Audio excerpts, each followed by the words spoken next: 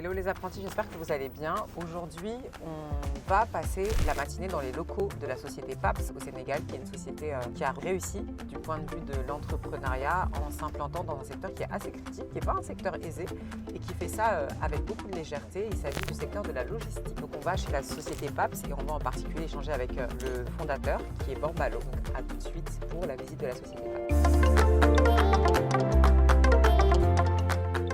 Bonjour les apprentis et bienvenue dans African Immersion. Comme prévu, on se retrouve, je vous l'avais annoncé, avec Bambalo. Pour ceux qui ne le connaissent pas, c'est PDG ou fondateur? C'est pas pareil. Hein. Fondateur et PDG. Les Exactement, deux. c'est pas pareil. C'est toi, tu es partout quoi. Ouais, c'est ça. Fondation en même temps. Donc effectivement, on peut être fondateur ou PDG. Quand on est fondateur, c'est qu'on a eu l'idée, on l'a initié, mais qu'on a mis une autre personne finalement à la direction et qui exerce en tant que directeur général. Et lui, du coup, tu es fondateur et tu es PDG. Exactement. Et ça PDG, va rester comme ça ou pas? Ouais, ça restera comme ça parce que finalement, la fondation, elle ne bougera pas. Et puis PDG, tant qu'on a un conseil d'administration, il faut qu'il y ait quelqu'un qui le préside. Après, si jamais un jour je décide de faire autre chose, et je peux laisser ce poste, mais tu vois, c'est un poste qui est plutôt stratégique et pas opérationnel, le poste de PDG. Ouais. Donc, tu présides le conseil d'administration, etc. Donc, absolument. Tu n'exécutes pas, mais tu portes la vision et tu t'assures qu'elle est bien appliquée. Ok. Exactement. Ça fait combien de temps que tu es au Sénégal? Moi, ça fait 7 ans que je suis au Sénégal, 7 belles années. Ouais, vraiment ou... Ouais, parce que même dans la difficulté, c'était des belles années. D'accord. Tu vois, c'est-à-dire que les premières années de 2016 à 2018, c'est les 2 années les plus difficiles que j'ai eu à vivre au Sénégal. D'accord. Mais c'est les 2 années les plus cool. D'accord. Parce que c'est là où tu construis toutes les fondations de ton activité. Exactement. Tu faisais quoi en France?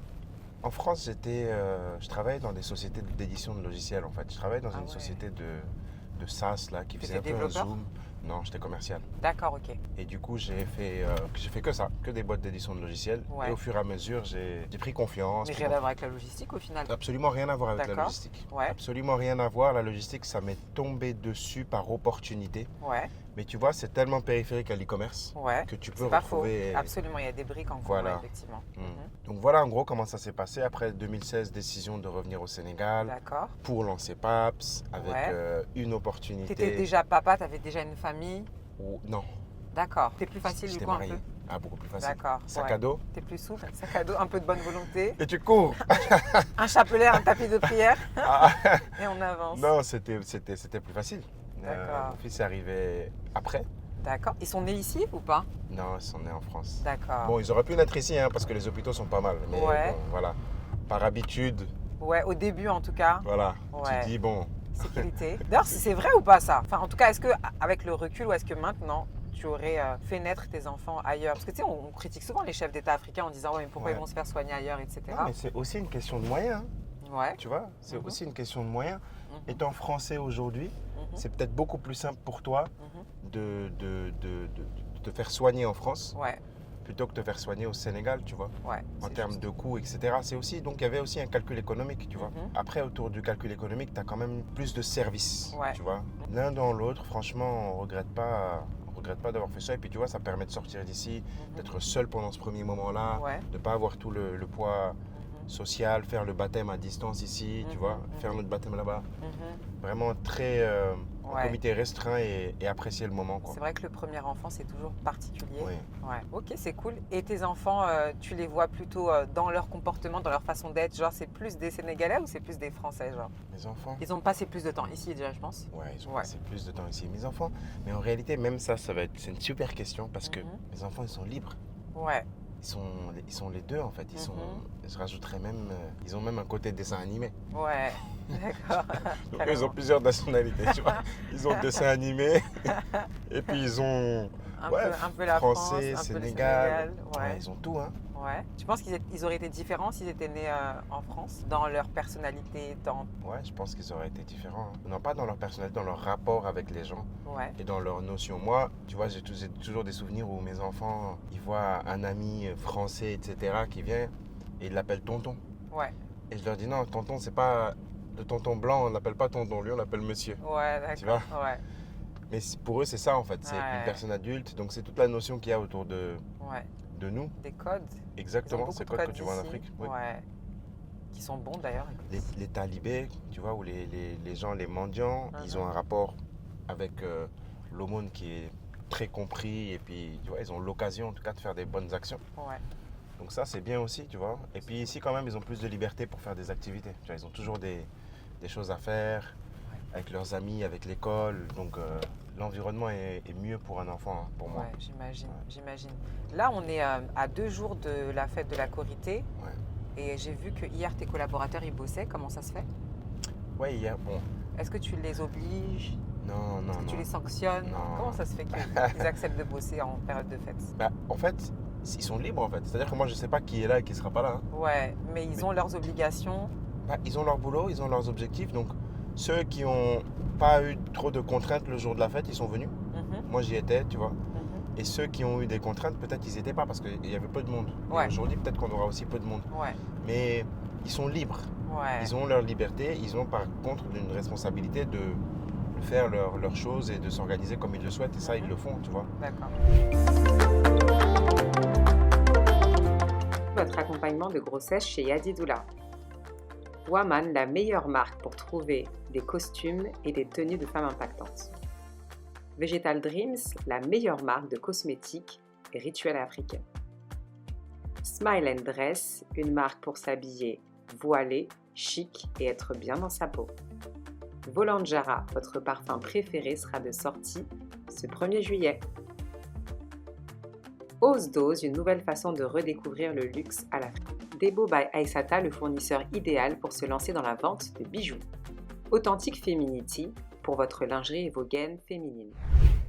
Donc là, du coup, on est arrivé dans tes locaux. C'est ça. Si je comprends bien, c'est une villa que tu as reprise. Ça t'a fait beaucoup en termes d'infrastructure, de remettre aux normes ou d'élargir. On a eu de la chance. Ouais. C'était plutôt déjà bien fait. D'accord. Parce que c'est vrai que ces villas-là ne sont pas naturellement comme ça. Ouais. Tu vois, toute cette partie-là, il a fallu un petit peu L'aménager. l'installer, l'aménager. Ouais. Mais c'était assez simple, tu vois. Ça va, merci. Ça a été assez... Salut Marie, comment tu vas?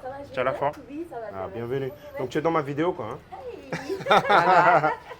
Les collaborateurs motivés. Voilà. Elle savait que c'était filmé, donc elle s'est dit qu'elle va passer aujourd'hui pour montrer C'est qu'elle ça, en bosse, fait. pas comme les autres et tout.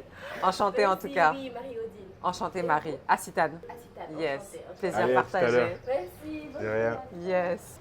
Et du coup, tu as mis ton enseigne, Oui, ton j'ai mis logo. mon enseigne. C'est quoi le logo? Explique-nous en 2 Ah secondes. oui, top. Le logo, il est composé donc de 2 parties principalement. Ouais. Qui veulent dire 2 choses, c'est nous. Hop, l'instantanéité, le besoin, Mhm. le client qui est un roi et qui nous appelle, tu sais, avec sa petite cloche. Ouais, ok. Et Ouais. la vitesse et la rapidité qui nous permet d'aller vers lui D'accord. et de pouvoir le servir. Aussi bien quand on doit faire le pick-up que lorsqu'on fait la livraison. Donc en gros, c'est ça, c'est société de service. On aime se faire appeler, on aime être sollicité. Et puis on veut le faire de la bonne manière avec ses ailes, Le logo, il a toujours été celui-là? toujours. Tu l'as conçu seul ou en brainstorming avec ton équipe? Non, ça a pris du temps. D'accord. Ça, c'était avant la création de Paps, on dirait. Ouais. Ça a été fait seul, mais avec des designers. Uh-huh. Et tu vois, je me souviens à l'époque, j'avais le choix entre payer 10 fois plus cher Ouais. pour celui-ci Ouais. et avoir un logo pas cher, Ouais. avec un gars rapidement là. Ouais, Donc ouais. j'ai eu quelques propositions, etc. Ouais. Ça m'a pas plu, Uh-huh. j'ai continué. Il fallait D'accord. quelque chose. Cette typo aussi, je la voulais, tu vois. Ouais. Parce qu'elle Elle me est donne- souple, elle est moderne, elle est Exactement. arrondie aussi. C'est ça. Mhm. Donc tout ça, voilà, tu comprends. Hein. C'est un tout. C'est un tout. Pourquoi le bleu? Pourquoi le bleu? C'est une bonne question. Mhm. Mais ça n'a pas été une réflexion autour de la Mhm. couleur. Non, je pense que la couleur, elle est venue naturellement. Mhm. Bah, pour le coup, vous avez bien choisi parce que le bleu, c'est la couleur de la confiance, de l'assurance. On la trouve beaucoup dans le médical, donc en marketing, en tout cas pour logistique, j'aurais mis ce bleu, le bleu Celle-là. aussi. Et tu vois, Mais il y a du bleu ciel aussi, en tout cas sur les Oui. réseaux, je vois beaucoup de bleu ciel. Oui, il y a Ouais. du bleu ciel. Mais on n'y avait pas pensé au départ. C'était vraiment une couleur simple qui parle partout et qui est plutôt positive. Mhm. Et le choix du bleu est venu comme ça. Ça aurait pu être une autre couleur, mais ouais, aujourd'hui, on ne regrette pas. Ok, cool. Paps. Ça va pas changer le logo. Ok. Peut-être, hein. Mhm. Tous des rebrandings parfois, mais pour l'instant, non. Il Ouais, fait toujours son travail. Ça Voilà. correspond toujours à ce que vous êtes. Il fait toujours son travail. Donc là, on arrive un peu dans l'espace d'entrée. Exactement. Yes. Donc Là, ça- vous avez une petite salle de meeting. C'est ça. Et j'ai remarqué que dans vos noms, bah déjà là, on voit le logo de façon plus. Ah, il y a avec Asseto les même qui est couleurs. là. Non, viens, viens. Non, viens. Ah, elle est timide. Bonjour. Ça va? Bonjour. Bienvenue. Ça va bien, merci. Ouais. Vas-y, vas-y. Enchantée en tout cas. Tu vas bien? Yes. Donc là, le logo, il a vraiment toutes les couleurs. Donc il y a le fameux bleu qu'on avait dit. Ouais. Genre la petite virgule, c'est. Oui, ça c'est. Non, non, c'est le reflet. Ok, d'accord. Tu vois. Ok. Pour donner un peu plus de relief, quoi. Exactement, c'est le Cool. reflet et puis voilà. Cool. Donc toutes les salles sont désignées. Donc ça, c'est une salle de réunion. Oui. Et on a vu qu'il y a toujours un truc écrit au mur, soit un truc de motivation, soit. Ouais. Pourquoi c'est important pour toi de faire ça? Ça, c'était Au départ, lorsqu'on se lançait, c'était la signature de mail que j'avais. Donc, ma première signature de mail, c'était Your Friend. Pour mon client et pour mon collaborateur, je ne veux pas avoir une relation classique de prestataire et client. Je veux avoir une relation où il me fait confiance. Et on revient au nom de Paps. Qu'est-ce que c'est que Paps? C'est Papy. Papy, c'est ce jeune homme, c'est ton cousin, tu lui fais confiance, tu lui donnes ton argent, tu lui dis tiens, va déposer ça à la banque pour moi. On est cette personne-là et donc finalement on est un ami. Ici, c'est la salle, tu vois, sur laquelle on reçoit. Donc forcément, c'est ici où on veut aussi le redire à nos clients. Ouais, qu'il y a ce lien amical et que ce n'est pas forcément une orientation purement business. C'est ça. On a nos objectifs, on est sérieux, pas de problème, il y a nos SLA. Mais par contre, on peut avoir une relation qui soit apaisée et qui soit plutôt amicale. Tu vois. Ce qu'on a vu aussi, c'est que dès que tu arrives, tu passes dans tous les bureaux, tu dis bonjour à tous tes collaborateurs un par un, même si tu es en retard, même si… Ouais, même si, parce que j'aime bien ça. J'aime mes collaborateurs en fait. Tu vois, j'aime… c'est pas un truc où genre je dois dire bonjour. Ouais. Tu les fuis pas. Il y a des managers qui fuient. Moi, en open space, il y en a des fois. Ouais, non, moi j'aime mes gars quoi. Je viens, je dis bonjour à tout le monde. C'est cool. On rigole un peu. Quelques blagues. Et puis moi, ça me fait du bien quoi. Ouais. Donc après, je peux me poser et puis commencer ma journée. Et on a vu qu'une collaboratrice était un peu enrhumée. Tu lui as direct dit ça va, tu as l'air malade, tu peux rentrer chez toi si ça va pas. Ouais, c'est vrai. Ouais. C'est important pour toi ça aussi? Oui. Il n'y a pas besoin de se forcer à être là parce qu'il faut être là. Elle est sérieuse, c'est pour ça qu'elle est là. Elle est là depuis longtemps, on lui fait confiance. Si elle doit rester chez elle, elle reste chez elle. En fait, si elle est malade, elle doit rester chez elle. Il n'y a même pas de… Mais il n'y a pas à faire de trucs là, de sécurité sociale. Comment ça se passe? Est-ce que tes collaborateurs, comment tu les gères sur le volet de la santé? Sur la santé, nous, on a des assurances complémentaires. D'accord. On a été obligé de mettre une assurance complémentaire qui reprend… Bon, il y a plein de sociétés qui ne le font pas, cela dit. Oui. Non, nous, on a un médecin du travail. Qui est là une fois par semaine. Et on a le truc complémentaire. Tu vois, 80%, ça te prend tes trucs. Donc moi, c'est ce que j'ai. C'est la même chose qu'un autre collaborateur, tu vois. Et donc tu l'achètes. Tu es protégé pareil que tes salariés finalement. Pareil. Après, si je veux, je peux aller moi me chercher avec mon argent une assurance complémentaire. Un truc en plus. Mais c'était important pour toi qu'il soit préservé sur ce plan-là aussi. Au départ, ça m'a paru… Tu sais, au départ, quand tu es un entrepreneur, pour moi, c'était pas le plus important ça. Le plus important, c'était faire réussir à vivre la société. C'était ta priorité. Donc, c'était ça ma priorité. À partir du moment où on a été sûr de faire vivre la société, qu'on a fait notre première levée de fonds, etc., là, on a pris d'assurance. Mais au début, il n'y avait pas tout ça. Ceux qui étaient là les 2 premières années, on a quand même toujours vécu la même chose. On a quand même toujours la même chose. Tu vois, donc c'est assez fair là-dessus. Mais par contre, il y a des priorités, quoi.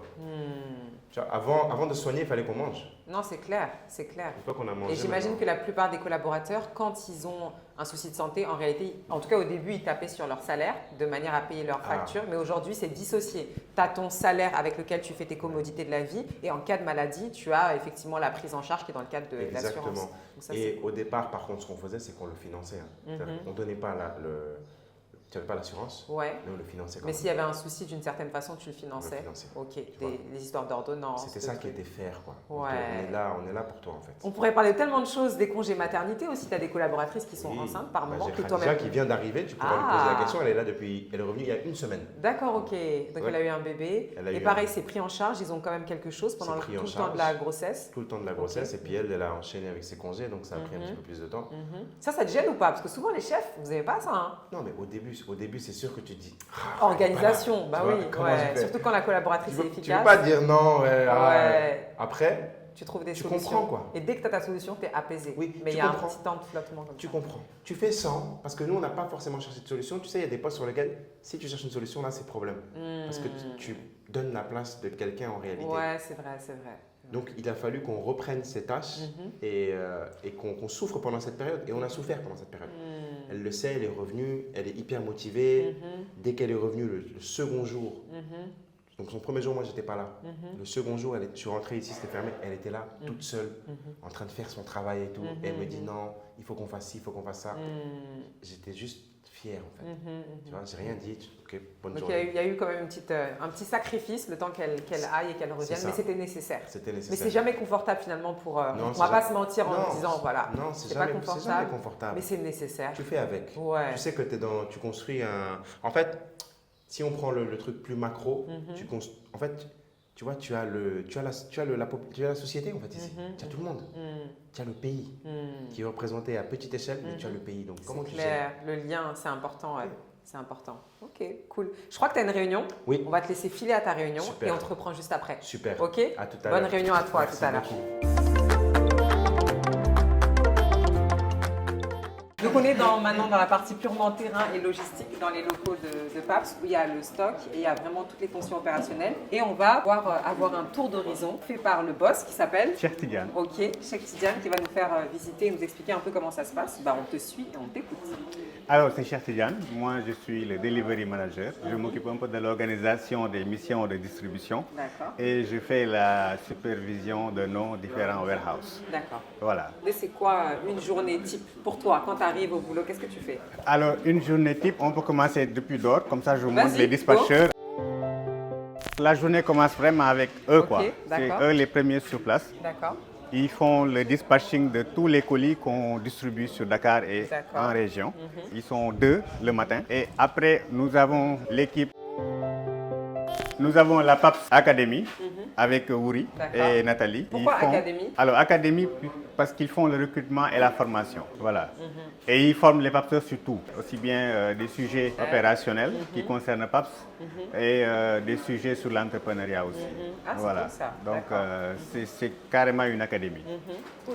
Donc, nous avons Abdoulaye Diop qui s'occupe des tournées régulières. D'accord. Voilà, qu'on fait pour nos clients journalièrement. D'accord. Nous avons Serigne Baye, le superviseur D'accord. dispatch. Voilà. Nous avons Salamata, D'accord. notre woman maison. Donc, D'accord. je sais Woman pas, maison. Woman maison, Ça, ouais, c'est un beau titre, ça. c'est elle qui s'occupe un peu de la l'organisation flotte. Ouais. de la flotte Ok, super. de véhicules. C'est pas un travail féminin, ça. C'est assez surprenant de voir une femme qui fait ça. Pourquoi tu as choisi ça, du coup? De base, c'est parce que j'aime pas rester sur place. Et j'aime pas un bureau où tu es tout le temps enfermé, tout le temps sur place, devant ton ordi toute la journée, tu fais rien. C'est ennuyant, on va dire. C'est très ennuyant. Aussi parce que, on va dire, j'aime bien le transport. C'est un domaine que j'aime beaucoup. Il est fascinant. Tout le temps, c'est tout le temps en mouvement. C'est en même temps désordonné et ordonné. Tu as besoin des deux pour pouvoir t'en sortir. Donc ça, c'est bien. Oui. Ok. Et c'est pas sa formation, hein, elle aussi. Elle est autodidacte. C'est ça. Ok. Sur, en tout cas, la logistique. Ouais. Et c'est avec PAPS qu'elle a pu avoir Apprendre un bon background et développer. sur la logistique. Super. Voilà. Et elle gère super bien. Hein. Donc nous avons l'équipe UPS, Marie-Danielle. Coucou. Voilà. Et nous avons Moussa aussi, Ok. qui le supporte dans la gestion des courriers UPS. Ok, ça marche. Voilà. Ça fait longtemps que vous avez le marché du PS? Quoi? 2 ans? 2 oui, ans. c'est ça? Ouais, Voilà. c'est un de vos plus gros marchés? Ouais. Il vous occupe beaucoup, j'imagine. C'est ça. Ouais, cool. C'est la pression de gérer UPS ou pas pour toi? Non. Non? Ouais. Ça se passe bien. Cool. C'est un partenariat assez stratégique pour PAPS parce que ça nous ouvre un peu à l'international. On peut profiter aujourd'hui à PAPS du réseau de points de vente UPS à travers le monde. Ce qui fait que si vous avez des expéditions que vous souhaitez faire venir, peu importe le point du monde, que ce soit à Jakarta, aux États-Unis, au Canada, en Chine, les faire venir au Sénégal, on peut les faire venir à travers ce réseau. Et également, si vous souhaitez envoyer depuis le Sénégal vers ces points-là, on peut également utiliser, n'est-ce pas, ce réseau pour toucher le monde. Donc, c'est assez... Par moments, c'est assez stressant quand on a des challenges avec des compagnies et des clients qui sont un peu dans l'urgence, mais de manière générale, ça va. On est très bien organisé, on a su mettre en place un process qui fait en sorte que la gestion se passe de manière assez fluide. Voilà. Marie-Paul qui s'occupe du fret hors UPS. Voilà. Ok. Ça va? C'est ça. Ça va bien. Oui, ça va, je me sens très voilà. bien. Les collègues sont sympas avec toi? Oui, ils sont très gentils. C'est moi la petite peste au fait de PAPS. Je l'ai fait. C'est vrai, c'est toi qui embête tout le monde. C'est moi qui embête tout le monde. Mais Oui. c'est un peu genre. Bonjour à tous, moi je m'appelle Mama Maringone Issa Diouf. Donc c'est moi qui gère les points relais de PAPS, en même temps les points relais de Jumia avec qui on travaille. On recrute les points relais, que ce soit ici à Dakar ou bien dans les régions. Normalement je dois superviser tous les colis que les gérants reçoivent.